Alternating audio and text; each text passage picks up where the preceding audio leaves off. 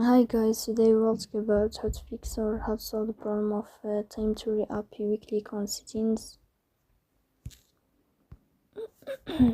Sorry, in this page. Here in this list, you will click on apps, default apps, app settings. On above, you will search about the application of TimeTree and you will enter.